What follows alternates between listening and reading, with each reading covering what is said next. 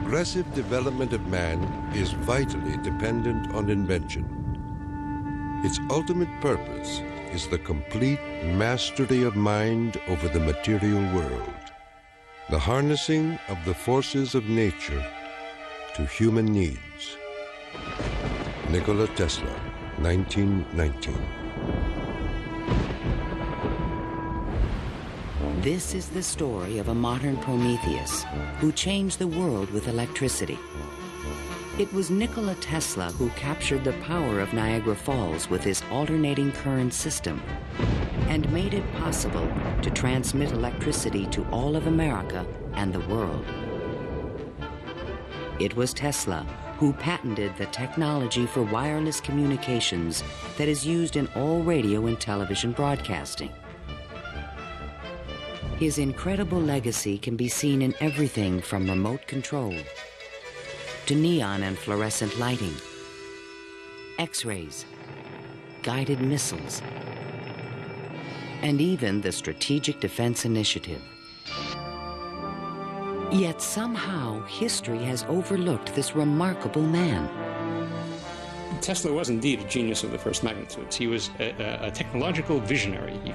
He could envision great things and make them work.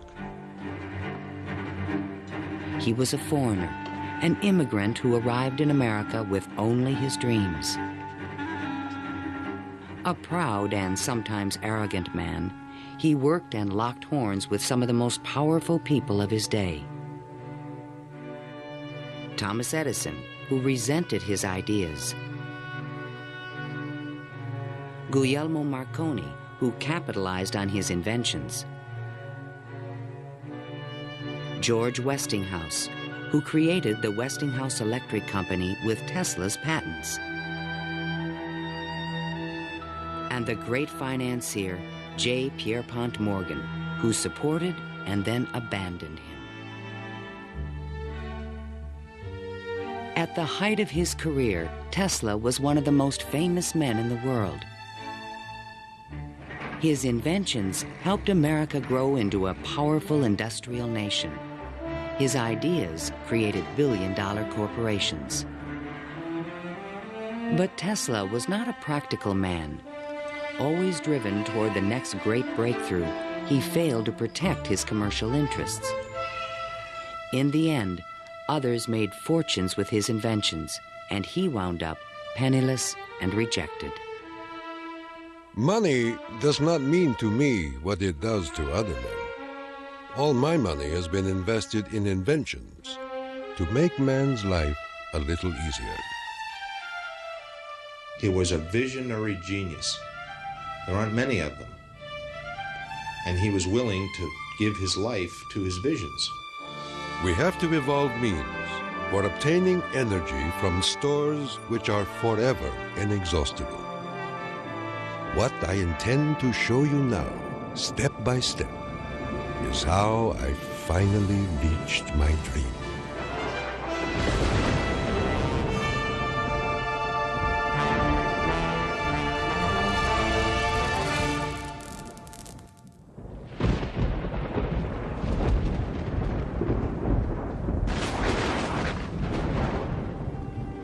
This is the house in which, by coincidence bizarre, I was born on the stroke of midnight between July 9 and 10, 1856. A fierce electrical storm raged that night. Nikola Tesla was born of Serbian parents on the eastern edge of the Austro-Hungarian Empire, in what is today Croatia. His father, Milutin, was an Orthodox priest who expected his son to follow him in the clergy. There were only two choices for children in those days, one being to go in the army and the other being to become a priest. Tesla was not attracted by either of them, which was very distressing to his father. My father was a very erudite man. The training he gave me comprised of guessing one another's thoughts and repeating long passages of verse. My mother descended from one of the oldest Serbian families in the country. She invented and constructed all kinds of tools and devices and wove the finest designs from thread. Her fingers were nimble enough to tie 3 knots in an eyelash. Early on, Tesla began to demonstrate an extraordinary imagination. In my boyhood, I suffered from a peculiar affliction due to the appearance of images, often accompanied by strong flashes of light. I was quite unable to distinguish whether what I saw was tangible or not. To give an example, I was fascinated by a description of Niagara, and I pictured in my imagination a big wheel run by the falls. I told my uncle that one day I would go to America and carry out this scheme. Then, at the age of 17, while preparing for the seminary, Tesla contracted cholera, and the brush with death changed his life forever. In one of the spells, which was thought to be my last, my father rushed into the room. "Perhaps," I said, "I may get well if you will let me study engineering." "You will go to the best technical institution in the world," he solemnly said. I came to life like another Lazarus, to the utter amazement of everyone. In 1877, at the age of 21, I traveled to Graz, Austria to begin my college education. Here, I quickly became obsessed with the science of electricity. I wanted to know more of this wonderful force.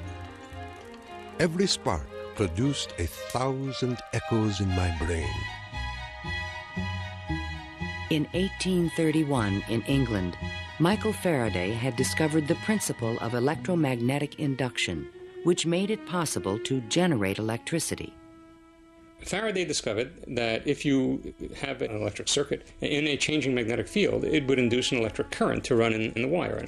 So this was the invention of the method of creating oscillating or AC electric currents. And it was that invention that Tesla later harnessed into the electrical system that drives our civilization. Early electric motors operated on direct current electricity, but required a system of sparking connections to induce a rotary effect in the machine. I remarked to my professor that the design of generators and motors could be greatly improved by using currents that alternated. He embarrassed me greatly in front of my classmates, saying, "Mr. Tesla will never accomplish this. It is a perpetual motion scheme."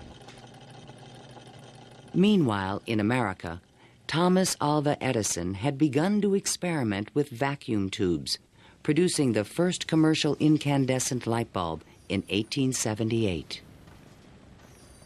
Edison and Tesla would soon cross paths in a gargantuan technological struggle between direct and alternating current electricity.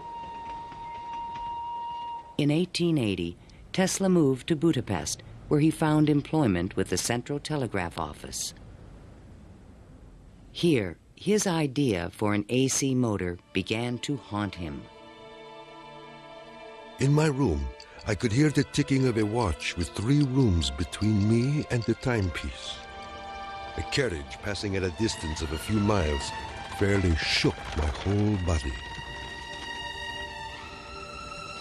The whistle of a distant locomotive vibrated so strongly in my ears that the pain was unbearable. To recover from these attacks, I took long walks in the city park. One afternoon, which is ever present in my recollection, the sun was just setting and reminded me of Goethe's glorious passage. The glow retreats. Done is the day of toil.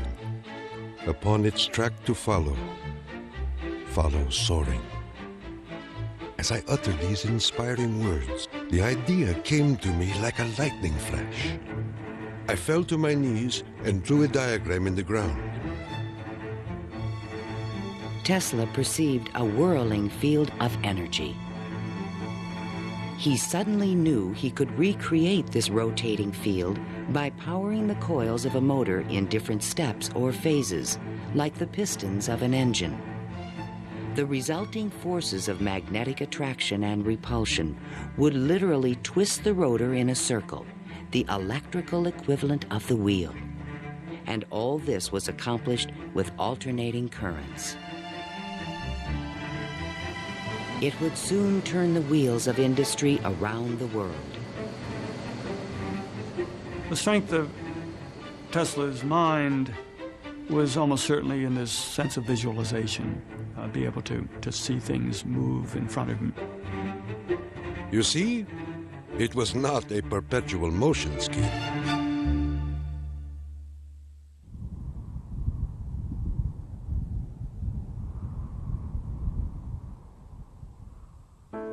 It had been the height of my ambition and my most ardent wish to see America and come in contact with the great Thomas Edison. Accordingly, I undertook the voyage, and after losing my money and tickets and passing through a series of mishaps, including a mutiny in which I almost lost my life, I landed on these blessed shores with 4 cents in my pocket. Tesla arrived in New York on June 6, 1884. A 28-year-old immigrant, he was filled with dreams of success in this strange new land. In his pocket, he carried a letter of recommendation from Charles Batchelor, one of Edison's associates in Europe. My dear Edison, I know 2 great men, and you are one of them. The other is this young man. Tesla came to America because he had tried to get his alternating current motor produced in Germany, and I believe in France as well, without any success. And he realized that there was probably only one person in the world who could help him with it, and that was Thomas Edison. New York had had electricity since the late 1870s. Edison installed his first DC power station on Pearl Street, near the financial district, in 1882. He did this with help from the great Wall Street financier, J.P.Morgan. But the system was far from perfect. Electricity was a very new thing. Most people didn't understand what it was all about. They were very afraid of it. There were fires breaking out. The horses on the streets would get shocks through their shoes and run away. So it was a very exciting time for Edison. I was thrilled to the marrow meeting Edison. This great man had revolutionized the world with his incandescent lamp. And I was burning to show him my motor that ran on alternating currents. Edison had built his business on the direct current system, and any talk of alternating currents was an aggravation to him. The problem with direct current is that you can't change the voltage. What you generate, that's what you get. And if you generated the power at too high a voltage, you would blow out lamps at the other end. If you generated the proper power for the lamps and you want to go any great distance, then you need copper wire that's as thick as your arm. And the Edison people said, well, that's all right. We'll just have a power station every mile or so. DC was sufficient to power lights and run motors, but it could not be transmitted efficiently over long distances. By raising and lowering the voltage, AC could solve the problem of distance, but a working AC motor did not exist. In spite of their differences, Edison hired Tesla to improve the performance of his DC generators. Tesla said he was promised $50,000 if he was successful. The offer seemed too good to be true. I entered the Edison Machine Works, where I undertook the design of DC dynamos and motors. My regular hours were from 10:30 a.m. till 5 a.m. the next day. When I completed the task, I went to Edison for payment, and he laughed. Edison was very amused by this. Said, "You just don't understand our American sense of humor, Mr. Tesla." So Tesla had had enough by that time, and he picked up his hat and walked out. Tesla paid dearly for his pride. I lived through a year of bitter tears and hard labor, digging ditches for Edison's underground cables. But he was still determined to develop his AC motor. With help from a group of investors, he opened a laboratory on Liberty Street, only a few blocks from Edison's offices. There, he began to assemble a prototype of the motor he had envisioned 7 years earlier.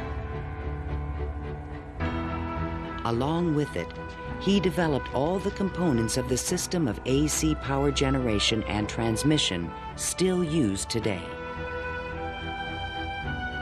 In May of 1888, Tesla was ready to unveil his motor to the world. The subject which I now have the pleasure of bringing to your notice is a novel motor which I am confident will at once establish the superior adaptability of alternating currents.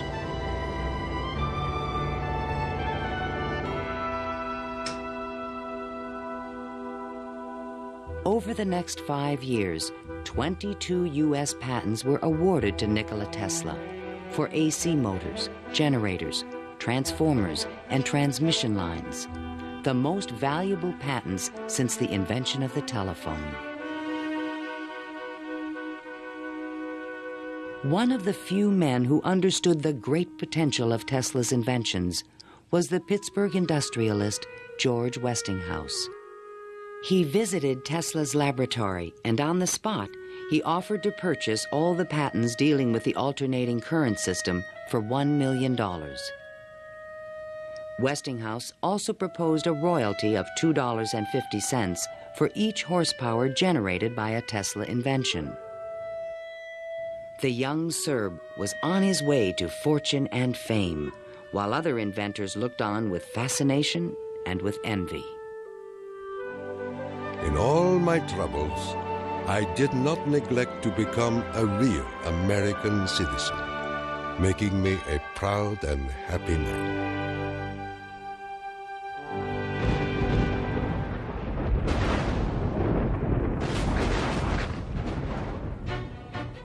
During the late 1880s, Edison began a negative media campaign to discredit the alternating current system of electricity being developed by Westinghouse and Tesla. It became known as the War of the Currents. My personal desire would be to prohibit entirely the use of alternating currents. They are as unnecessary as they are dangerous. Edison employees demonstrated the dangers of alternating current by electrocuting animals in public demonstrations. Just as certain as death, Westinghouse will kill a customer within 6 months after he puts in a system of any size. None of his plans worry me in the least. An Edison associate suggested using alternating current as a means of executing criminals. A test took place at New York's Auburn State Prison in 1890. Several gruesome attempts were required to kill the victim. Disgusted witnesses claimed his spinal cord burst into flame. The infliction of the death penalty is not only barbarous and inhuman, but unnecessary as a factor in the scheme of modern civilization. The War of the Currents came to a dramatic head in 1893. The Columbian Exposition in Chicago was to be the first World's Fair lighted by electricity. The Edison Company, the Thomson-Houston Company, they all got together and formed General Electric Company, 1892. And one of the first things they did, of course, was put in a bid for the job at the fair. Their bid was roughly $1 million. The Westinghouse bid was about $500,000, and naturally, Westinghouse got the job. In retaliation, GE refused to sell Westinghouse any of their Edison light bulbs. And they got some judge to say that Westinghouse couldn't use any one-piece lamps of any description at the fair. Westinghouse frantically devised a two-piece stopper lamp by fair time and saved the day. Now Tesla had a chance to make history in Chicago. His large AC generators would supply all of the fair's electricity and prove that his system would work on a large scale. On May 1st, 1893, 100,000 eager spectators filed into the fairgrounds, awed by the gleaming neoclassical architecture. Night fell. President Grover Cleveland pressed a button, and the fairgrounds exploded with brilliant tube lighting and multicolored searchlights. The most incredible display of lighting the world had ever seen.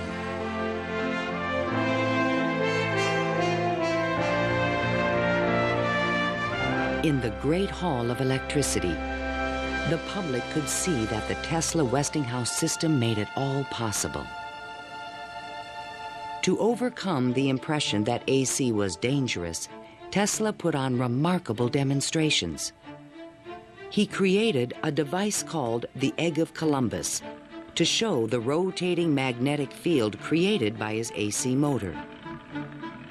In his room, he had cork-soled shoes on and a tuxedo and white tie and a top hat, and he would put his hand on a terminal which would flash electricity through his body, creating a great shower as his whole body was encompassed in flame, and people were quite impressed by this, to say the least. The Chicago Exposition left an indelible impression on the American imagination. This was the gleaming new city of the future, and it was powered by the inventions of Nikola Tesla.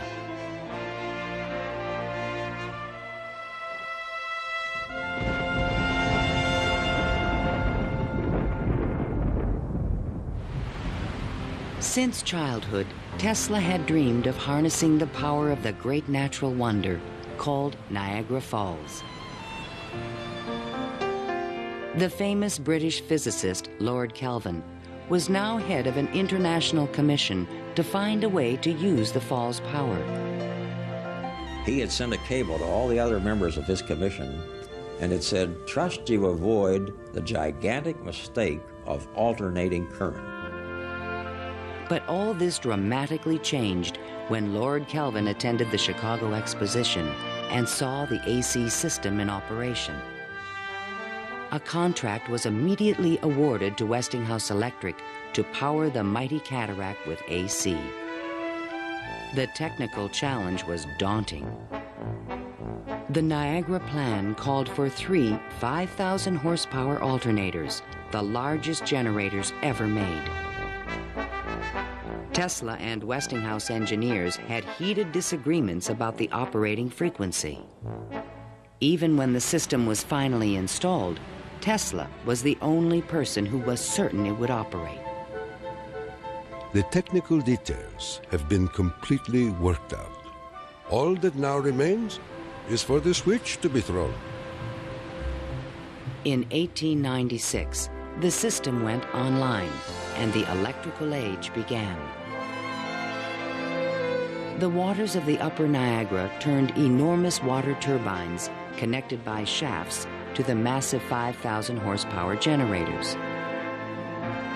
The current from the generators was stepped up with transformers to 22,000 volts and sent out over long-distance lines, then stepped back down to light municipalities and power motors of Tesla's design.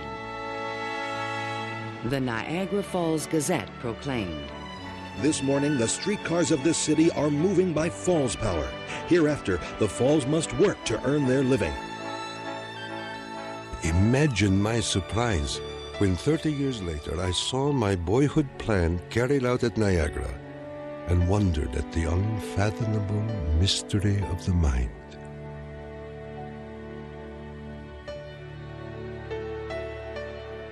Within a few years, the number of generators at Niagara was increased to 10. By the turn of the century, the power lines stretched 360 miles to New York City. The War of the Currents was over, and Tesla was the winner. By the time Tesla effectively arrives on the scene with his motor, Edison is out of the business. He's basically written out of his own company.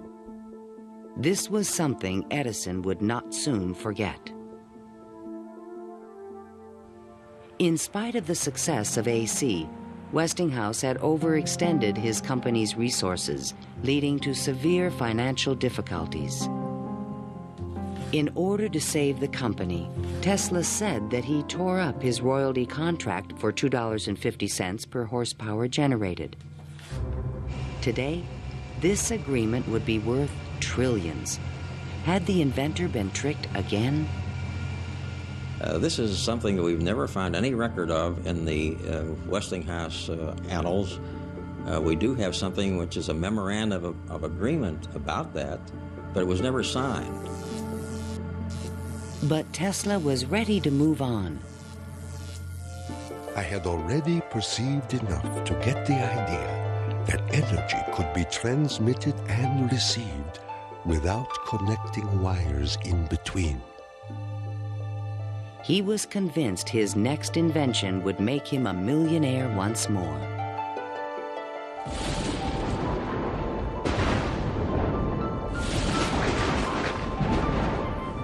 My services with Westinghouse being no longer essential, I resumed experimental work in a laboratory on Grand Street, where I began immediately the design of high-frequency machines.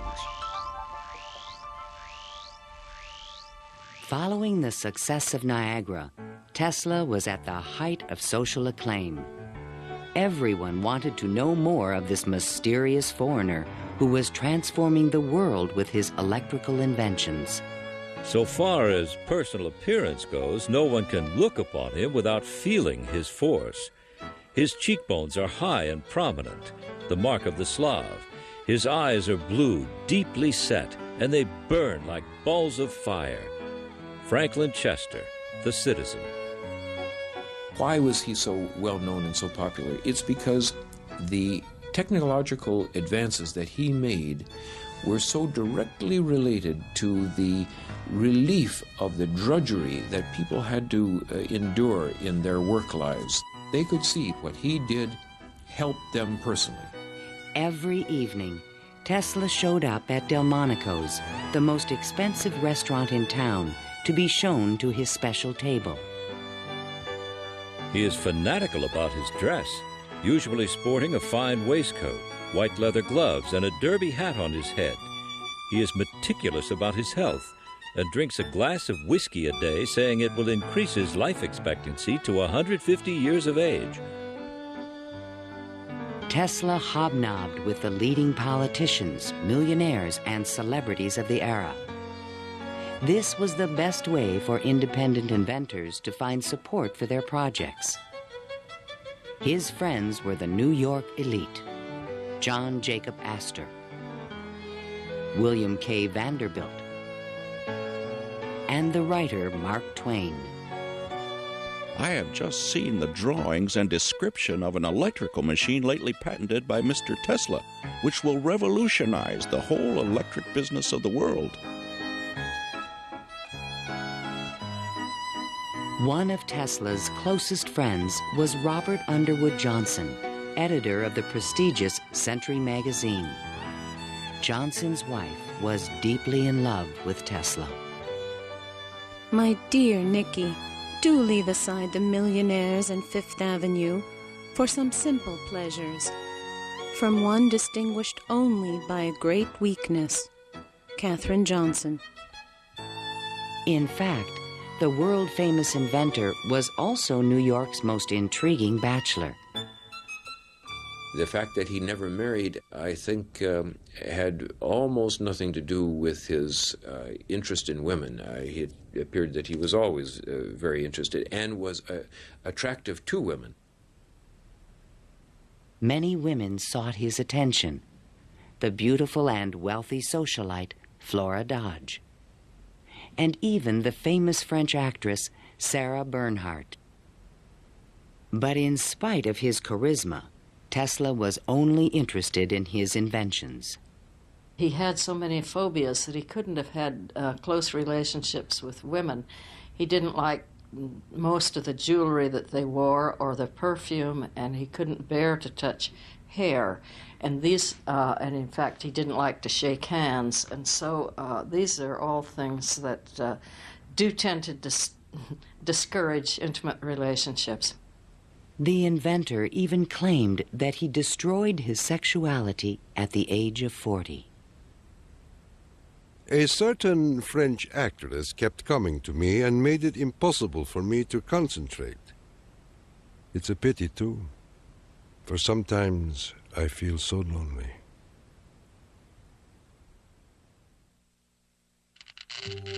Throughout the 1890s, alongside his work on AC power technology, Tesla was also experimenting with high-frequency electricity.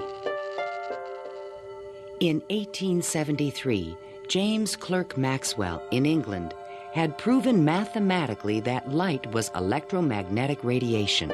Light was electricity, vibrating at an extremely high frequency. To explore this unknown world, Tesla invented a unique device, still known today as a Tesla coil.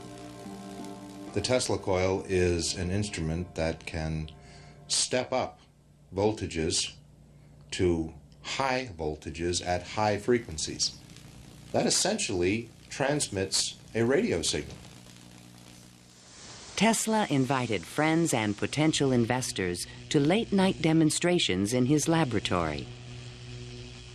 In experiments, he would permit his guests to pass thousands of volts of electricity through their bodies to light a lamp or melt a wire in their hands.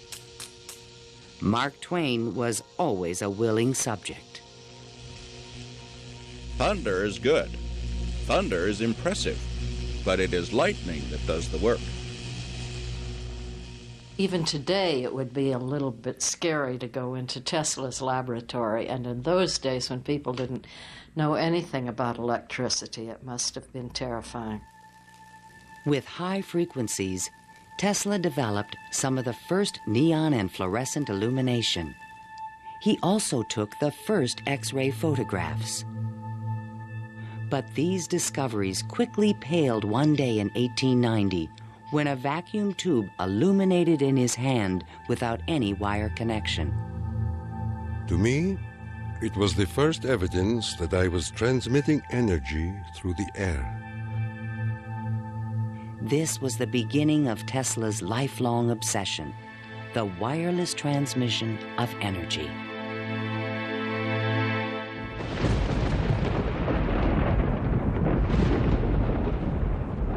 In 1892, Tesla was invited to Europe to present the results of his high-frequency experiments.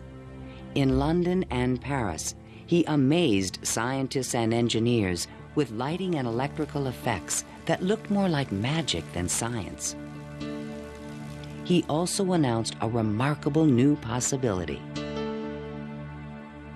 I would say a few words on a thought which fills my mind and concerns the welfare of all. I mean the transmission of intelligence and even power without the use of wires. I am becoming more convinced daily of the practicality of this scheme. The race for radio was about to begin. In 1888, the German physicist Heinrich Hertz had demonstrated that currents of high frequency emit electromagnetic waves, or radio waves, into space.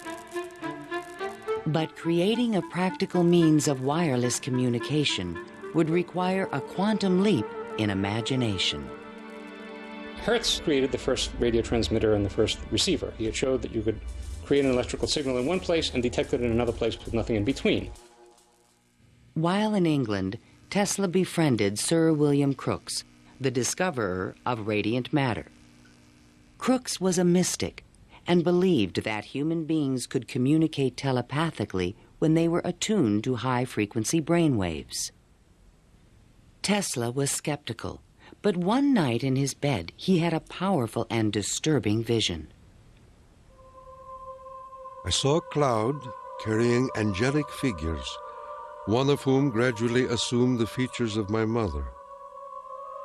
In that instant, a certitude, which no words can express, came upon me that my mother had died. And that was true. Tesla was convinced that he and his mother were tuned to the same frequency. His otherworldly experience would soon lead him to another revolutionary invention. On his return to New York in 1893, Tesla banished himself from social life and disappeared into his new laboratory on South Fifth Avenue. Following his uncanny intuition, he soon discovered that Tesla coils would transmit and receive powerful radio signals when they were tuned to resonate at the same frequency. Tuning is the key to all radio and television transmission. In my laboratory, I could take in my hands a coil tuned to my body and collect 3/4 horsepower anywhere in the room without any tangible connection.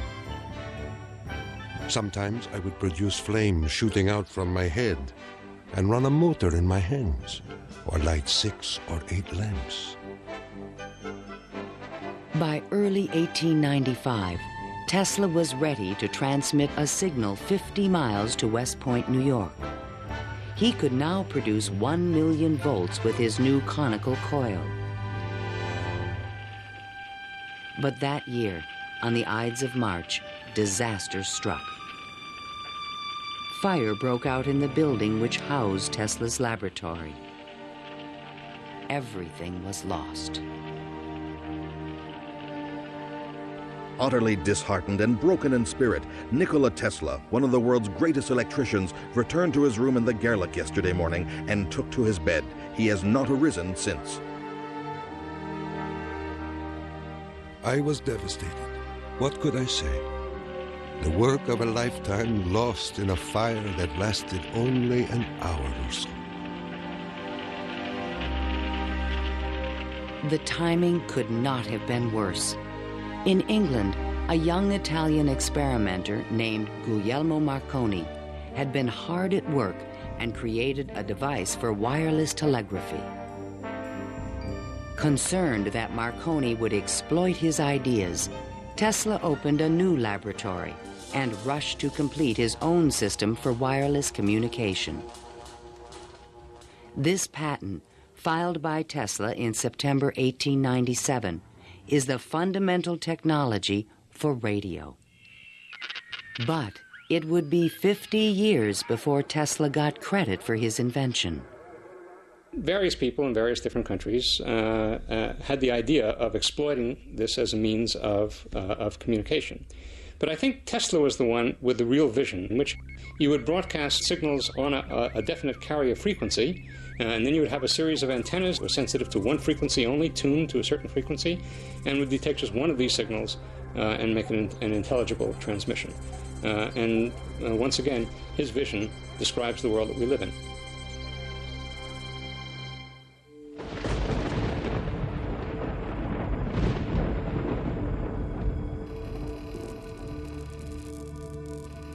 I was so blue and discouraged in those days that I do not believe I could have borne up but for the regular treatments of electricity which I applied to myself.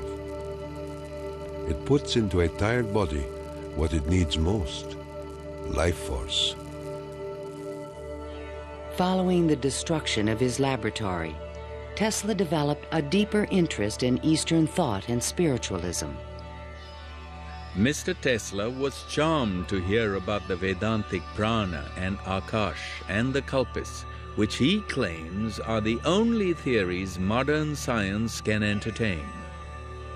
Inspired by the Hindu teacher Swami Vivekananda, Tesla began to look at the universe as a symphony of vibrations and waves. We are whirling through endless space with an inconceivable speed. Everything is spinning. Everywhere there is energy. There must be some way of availing ourselves of this energy more completely. In 1898, an unusual experiment took place in Tesla's laboratory. He attached a small mechanical oscillator to an iron pillar. Precisely timed pulses from the device made the entire building tremble. Windows started crashing around the area, and he, being at the epicenter, didn't notice anything happening until some police came bursting into his laboratory. It was just at the moment where he'd picked up a sledgehammer and broken the oscillator. He just said to the policemen that how too bad that they had just missed an interesting experiment. Tesla was, I would say, obsessed with frequency, the notion of resonance. The story where he takes the device and puts it on the girder in his office and, gets the frequency of the building and supposedly, it's an apocryphal story, I'm sure, but it gets right at the core that, hey, if I've got the right frequency, I can move the world. And indeed, he talks about the frequency of the earth, and that if he can do that, he can, almost literally split the earth in half. Meanwhile, Marconi was doing more practical things and succeeded in transmitting a signal 5 miles on the Salisbury Plain in England. Not to be outdone, Tesla decided to introduce an entirely new invention. In a specially constructed pool, potential backers were amazed to see the inventor controlling the motions of a small mechanical boat with no wires attached to it. This was the world's first radio-controlled device. The machine even seemed to think. Someone threw out the question, what is the cube root of 64? And 4 flashes came back.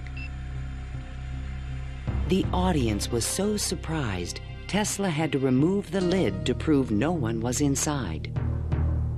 Tesla developed his radio-controlled boat in 1898 and patented it and thought it was an armament for war. He rationalized this as a means of ending war. The military who looked at it thought it was too complicated and vulnerable. Soon after the demonstration, Mark Twain wrote from Austria.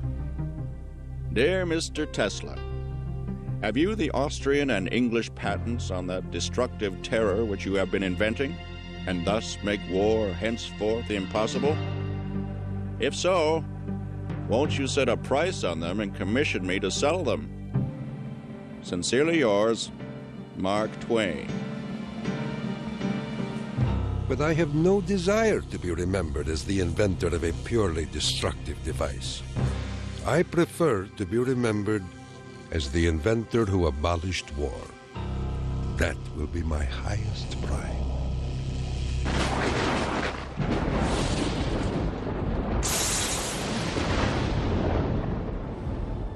In the summer of 1899, Tesla moved to Colorado Springs, Colorado, to conduct a series of secret experiments. He told curious local reporters that he intended to send a wireless message from Pikes Peak to Paris for the Paris Exposition of 1900. But his plans were even more ambitious. I came to the conclusion that it would be ultimately possible, with very little elevation, to transmit electrical power through the upper atmosphere. Just outside the city, he constructed an experimental station with sliding roof panels. A quote in Italian from Dante's Inferno hung by the entrance of the strange wooden structure. It read, "Abandon hope. all ye who enter here. During the construction phase, Tesla studied lightning. Now, I can understand Tesla's fascination with it, because what happens in lightning is that electricity is being transmitted from one place to another. Electric power, not just electric signals, but real electric power is being transmitted from one place to another. And the way it happens is that the air itself breaks down, it ionizes, it becomes what we call a plasma, and therefore, for a moment, it's a conductor, and it's actually conducting electricity just the way an electric wire conducts electricity. Inside the station, he began to assemble the largest Tesla coil ever built, which he called the magnifying transmitter. An antenna rose 145 feet above the building, crowned with a copper foil sphere. The entire station was, in effect, a machine to create lightning. Late one evening, Tesla put his transmitter to the test. He signaled to an assistant to close the switch. Huge streamers of electricity shot out of the coil and darted through the room. The sound of the exploding discharges was deafening.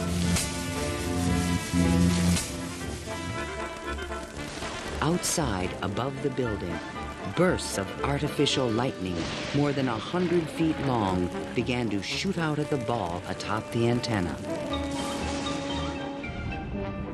Its thunder could be heard 20 miles away in the small mining town of Cripple Creek.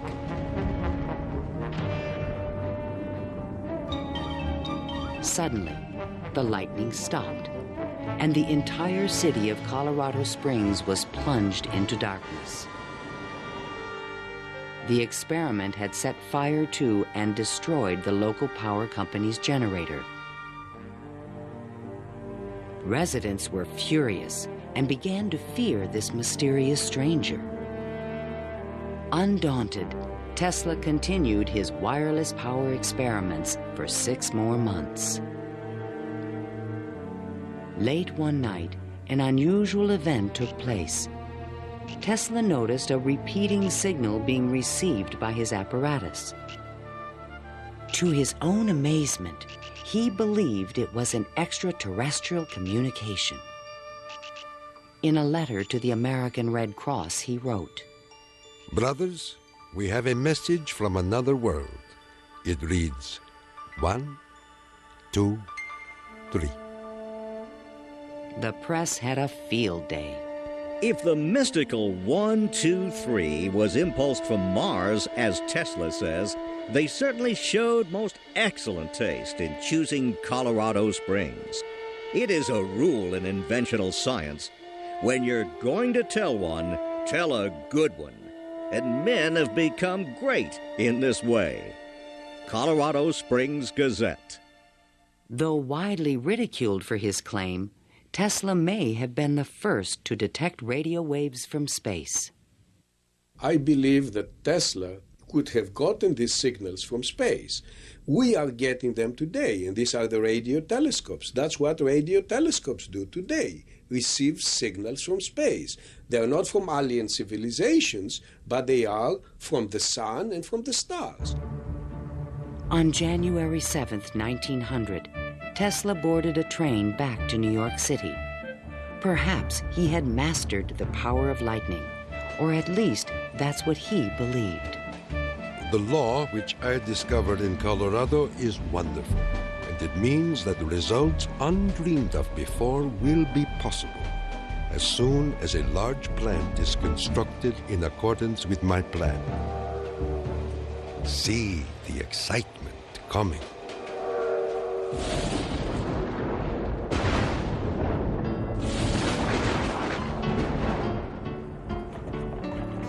When Tesla arrived home, it was a brand new century. Electricity was fueling the tremendous growth of the city. And now, there was talk in the air about the new art of wireless communication. Marconi arrived in New York in 1900 to attract investors for his new company, Marconi America. He filed a U.S. patent for a system of wireless telegraphy, but it was rejected because it was similar to Tesla's invention. It became obvious, I think, to Marconi as well as to other experimenters of the time that the Tesla system was an efficient, powerful resonator that would produce electromagnetic waves that you could work with. Confident in the future, Tesla took up residence in the Waldorf Astoria Hotel and wrote a sensational article for Century magazine. First, let us ask, what is the spring that drives all? All this energy emanates from one single center, one single source, the sun. In this detailed futuristic vision, he described a means of tapping the sun's energy with an antenna. He suggested that it would be possible to control the weather with electrical energy. He predicted that wars would soon be eliminated by machines. And to unite all nations, he proposed a global system of wireless communications. When wireless is fully applied, the Earth will be converted into a huge brain, capable of response in every one of its parts. It tells us about a vision he had for both power and communications, that he wasn't going to think small. He was going to think globally on this. And that's all very nice if it works. The idea of a global communications network was very appealing to one of the world's most powerful men, J.P.Morgan. He agreed to invest $150,000 into Tesla's worldwide radio broadcast center. But the inventor's real plan was to transmit without wires industrial levels of electrical power. Tesla chose to keep this a secret from his investor. In the summer of 1900, Tesla moved to Shoreham, Long Island, and began construction of a huge tower and plant called Wardenclyffe. This Tower of Dreams was made entirely of large wood beams and rose 187 feet above the ground.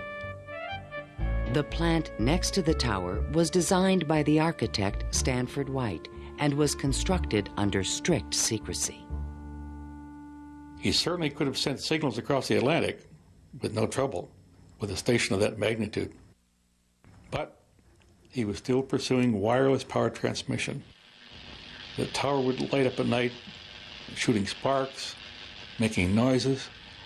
Such experiments, they alarmed the whole area. Then, on December 8, 1901, Marconi took another step forward and transmitted his famous letter S across the Atlantic. Tesla dismissed the Italian's advances. Marconi is a good fellow. Let him continue. He is using 17 of my patents.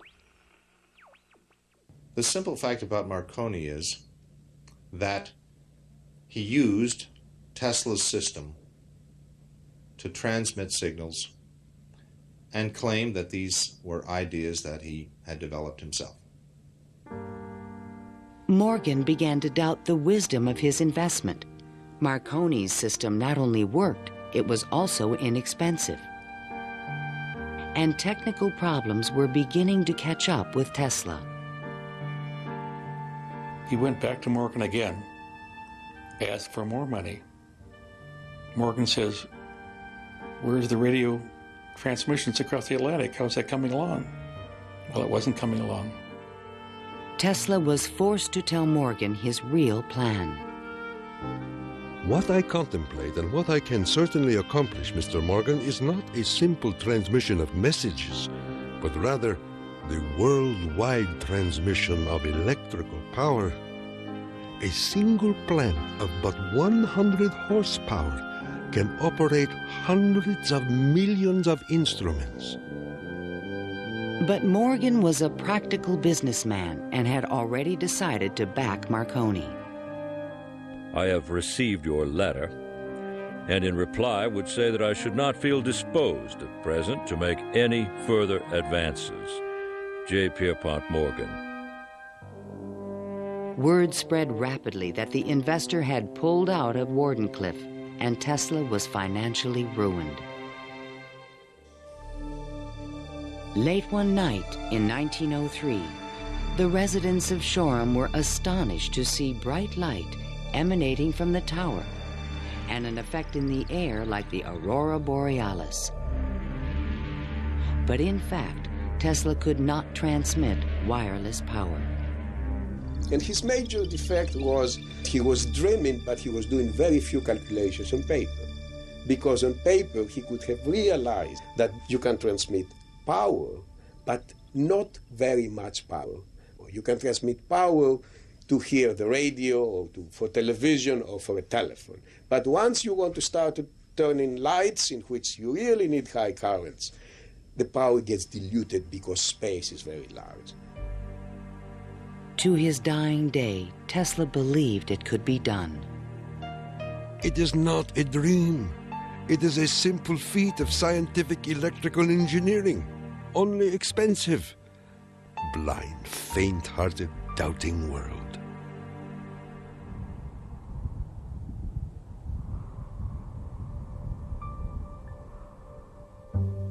Wardenclyffe marked a turning point in Tesla's career.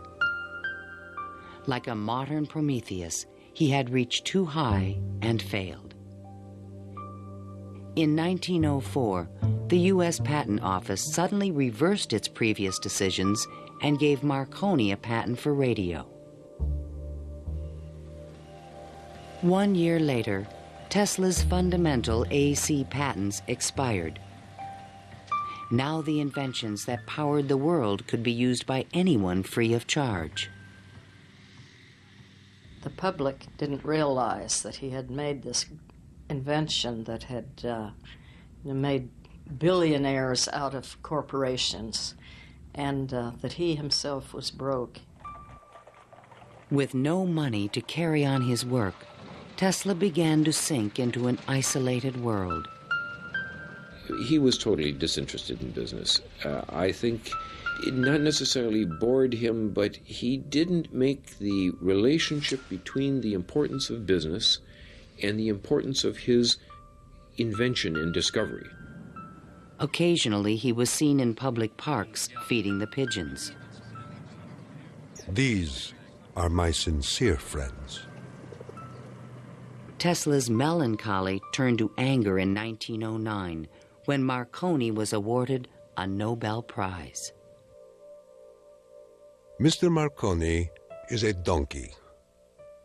The question of Tesla and radio is certainly a very interesting one. It's clear that Tesla, in terms of certain basic notions of radio, was very early, if not first, in expressing them and even of getting of taking them to the patent stage.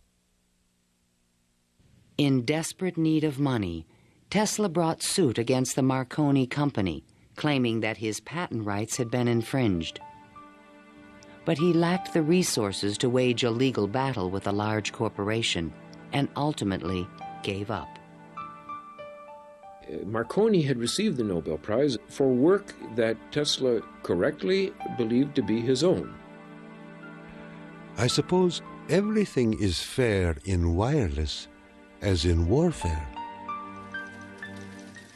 In 1915, the Nobel Prize entered Tesla's life once again. The Swedish government has decided to distribute the Nobel Prizes next week as follows. Physics, Thomas A. Edison and Nikola Tesla. Even Tesla was surprised by the front-page announcement in the New York Times. I have concluded the honor conferred upon me concerns the transmission of electrical energy without wires. But 1 week later, the award was given to William H. Bragg of Oxford, England, for his work with X-rays and crystal structure. The embarrassing situation was never really explained. A rumor spread that Tesla had refused to share the prize with Edison. The difference that the Nobel Prize could have made in Tesla's life soon became evident. Testimony given by Nikola Tesla, the electrical inventor, in a judgment for $935 back taxes was filed yesterday. Mr. Tesla said under oath that he was penniless and had been living on credit. In an attempt to give him long overdue recognition, the American Institute of Electrical Engineers decided to award Tesla their prestigious Edison Medal.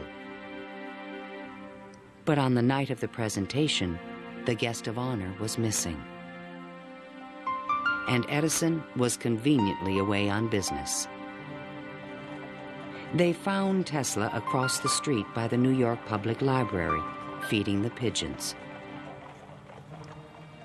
Later that night, he was persuaded to accept his medal and announced that he had finally completed his invention to transmit wireless power. The energy goes to a distant place, and you will see something like the aurora borealis.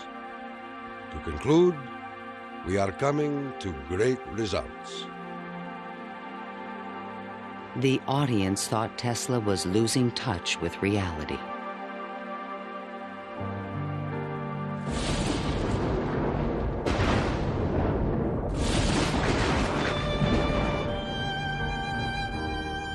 I refuse to accord to some small-minded and jealous individuals the satisfaction of having thwarted my efforts.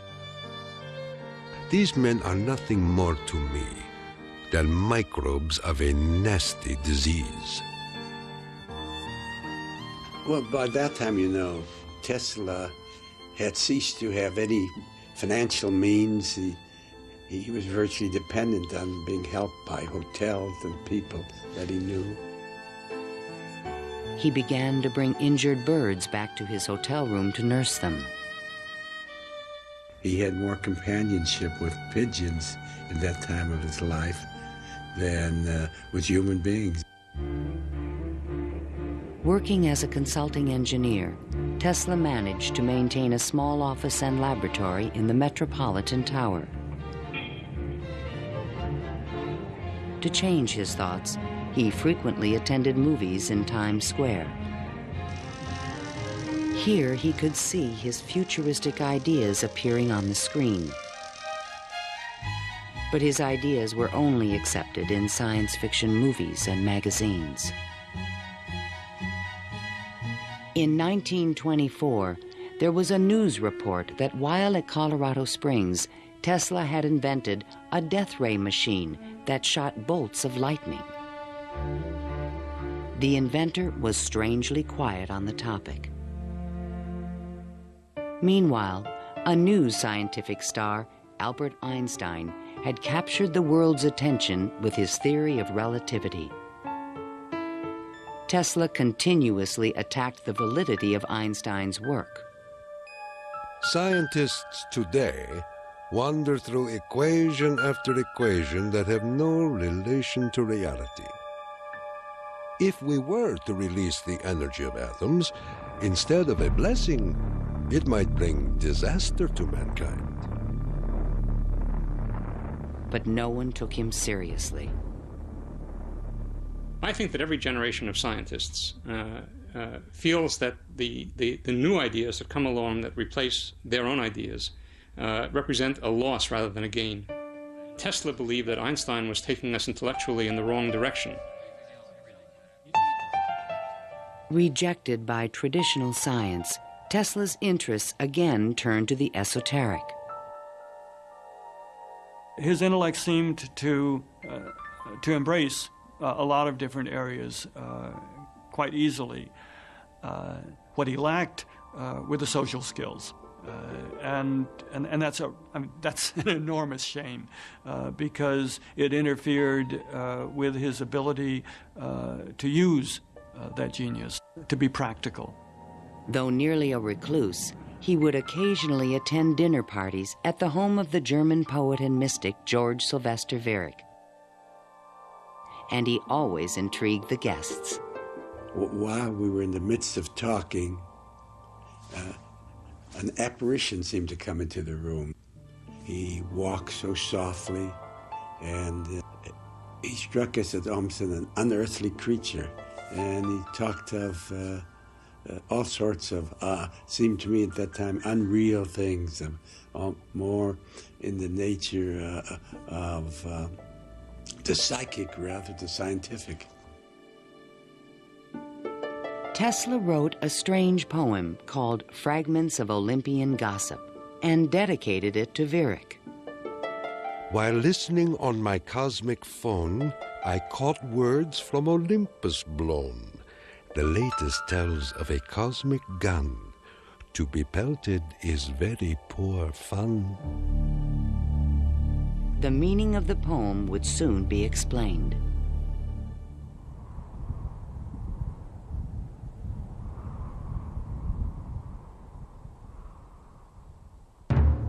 I inherited from my father an ineradicable hatred of war. But war can be stopped, not by making the strong weak, but by making every nation, weak or strong, able to defend itself. Thomas Edison, America's best-known inventor, died in 1931. That same year, Tesla came back to life. His friends threw him a 75th birthday celebration. Time magazine put his picture on the cover. Letters of admiration poured in from scientists around the world, including a generous Albert Einstein. I congratulate you for your great success on your lifetime task. Basking in the attention, Tesla announced at a press conference that he had discovered a completely new source of power. The idea, when it first burst upon me, was a tremendous shock.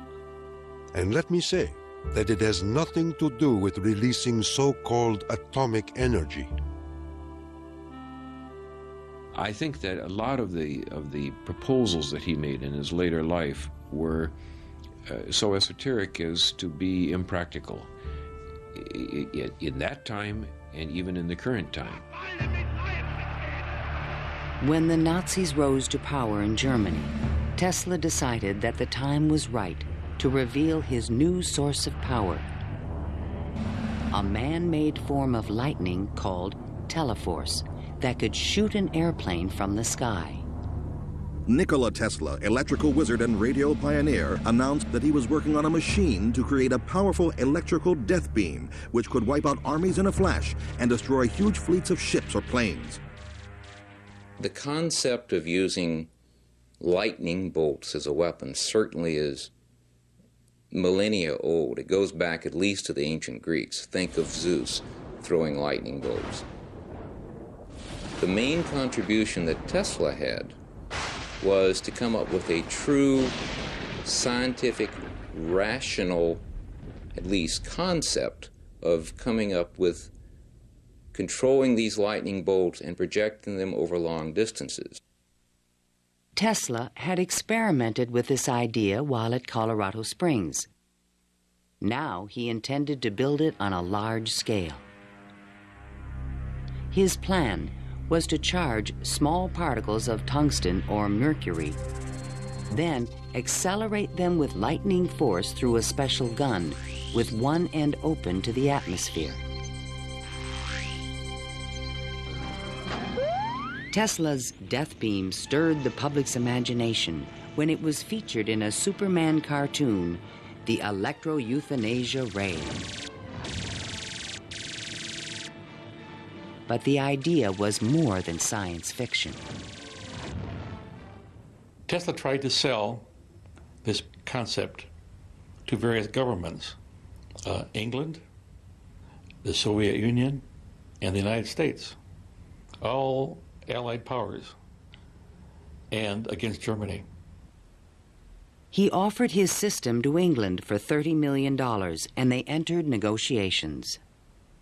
When Tesla demanded payment before sending the final plans, the deal fell through.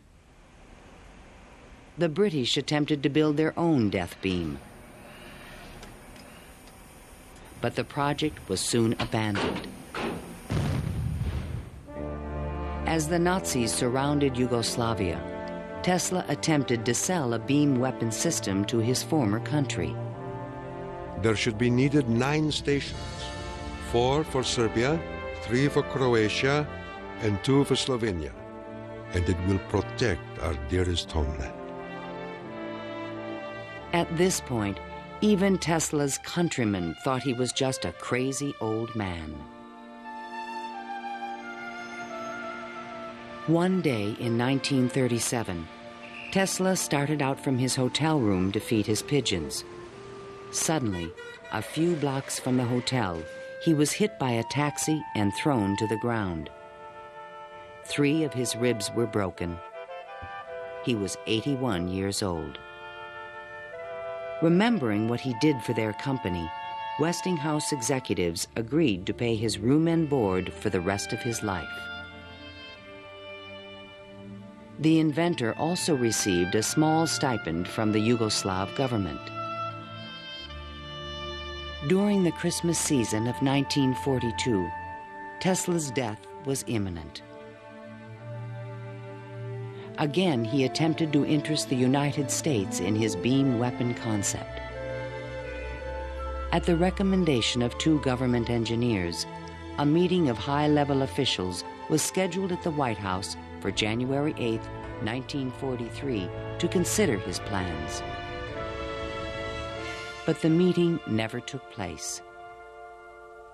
Nikola Tesla, inventor of the Tesla coil, the induction motor, and hundreds of other electrical devices, died last night in his suite at the Hotel New Yorker. On last Thursday night, here in our city of New York, a man who was 87 years of age died in his humble hotel room. On January 10, 1943, Mayor Fiorello LaGuardia of New York paid tribute to Tesla on the radio. He died in poverty, but he was one of the most useful and successful men who ever lived. Were we to eliminate from our industrial world the result of Tesla's work, the wheels of industry would cease to turn, and our electric trains and cars would stop. Our towns would be dark, our mills and factories dead and idle. But Tesla is not dead. The important part of Tesla lives in his achievement, which is great, an integral part of our civilization, of our daily lives, of our current war effort.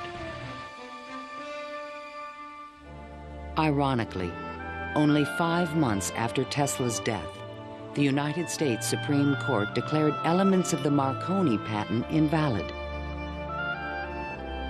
The decision confirmed Nikola Tesla's patent priority for the fundamental technology of radio.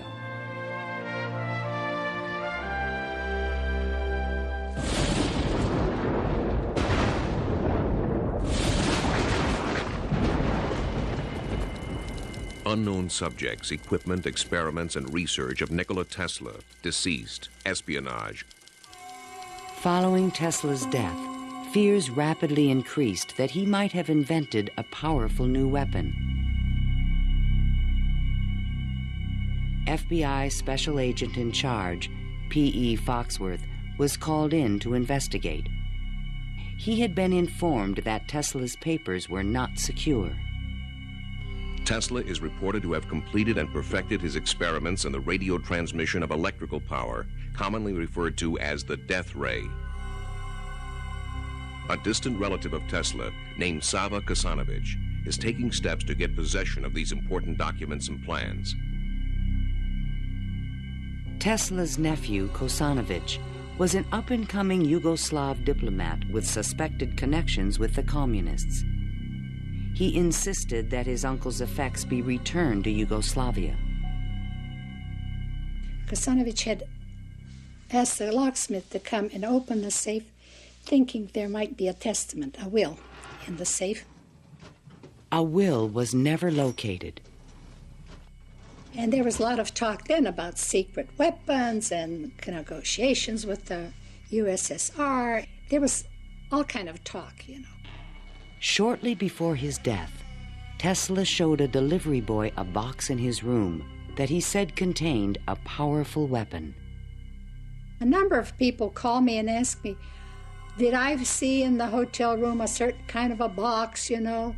They were looking for some secret contraption that Tesla had invented. I never saw anything like that. The U.S. Office of Alien Property immediately seized all of Tesla's possessions until their ownership could be established. There's every evidence that they did look through all his papers, because the papers were not in order and certain things were missing. All his technical papers on beam weapons were secretly microfilmed by U.S. military agents. On August 6, 1945, the first atomic bomb was exploded on Hiroshima, Japan. Soon after, the bomb would be in the Soviets' hands. During this period, copies of Tesla's papers on the beam weapon were shipped to Wright Field in Dayton, Ohio. There, a top-secret research program began called Project Nick to find a defense against nuclear missile attack.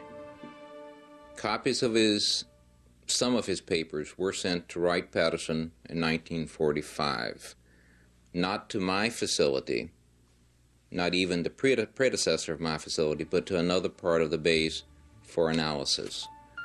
And then they vanished. Nobody seems to know what happened to them.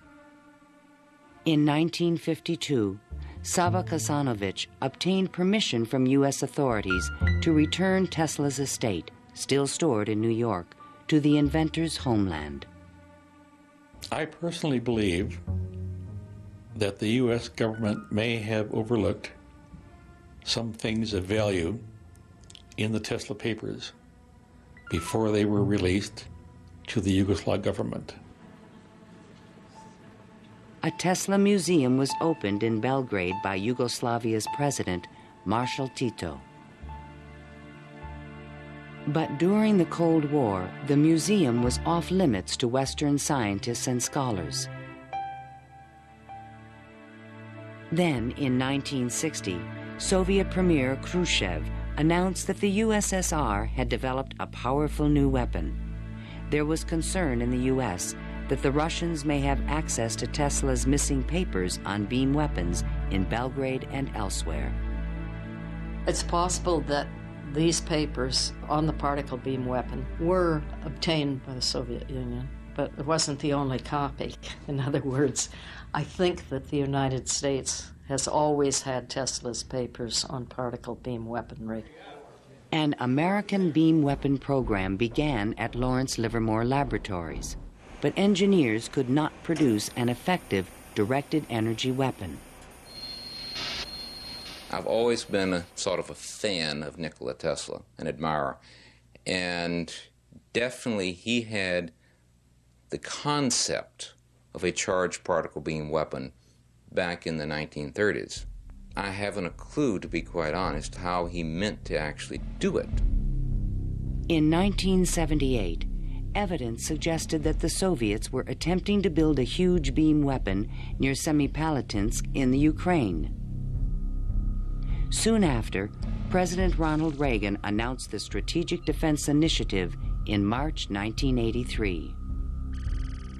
I call upon the scientific community in our country, those who gave us nuclear weapons, to turn their great talents now to the cause of mankind and world peace, to give us the means of rendering these nuclear weapons impotent and obsolete. Tesla's concept for a beam weapon defense shield was finally taken seriously by the United States to combat the destructive threat of atomic weapons. In spite of circumstantial evidence, there is no direct proof that Tesla's ideas or plans were used in the Strategic Defense Initiative.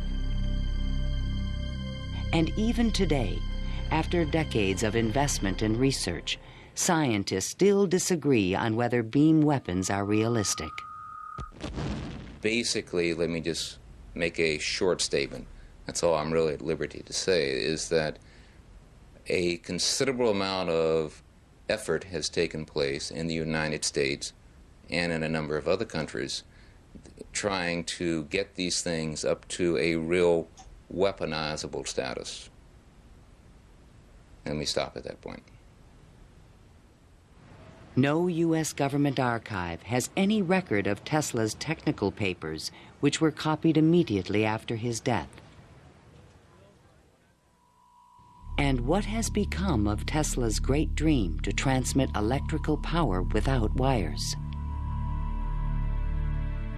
This is the Navy and Air Force High Frequency Active Auroral Research Program, or HAARP, in Gakona, Alaska. The large antenna array is designed to beam high-energy microwaves into the ionosphere. Tesla was a genius because way before anybody knew or even understood the physics of the Earth and what we call today the ionosphere, which is a layer of ionized particles about 80 kilometers above the Earth, he conceived it and he tried to use it to produce a variety of new concepts. The HAARP project evolved from a patent filed in 1987 in which Tesla's work is referenced. It proposed using the ionosphere like an enormous electrical circuit to transmit power around the planet. It even described a means of changing the weather by superheating portions of the upper atmosphere with microwave energy. Tesla proposed that it might be possible to modify the weather by using radio waves. I believe that this is impossible. Ionospheric modification is still in its early experimental stages, but microwave technology has already made it possible to transmit wireless power with the use of satellites. We go to Alaska, and in Alaska there is natural gas. In order to send it somewhere, you have to create a pipeline. That's very expensive. So we said, all right, let's go into Alaska, create microwaves from the natural gas, send them to a satellite at a particular geosynchronous orbit, put a reflector there, and send it to Japan.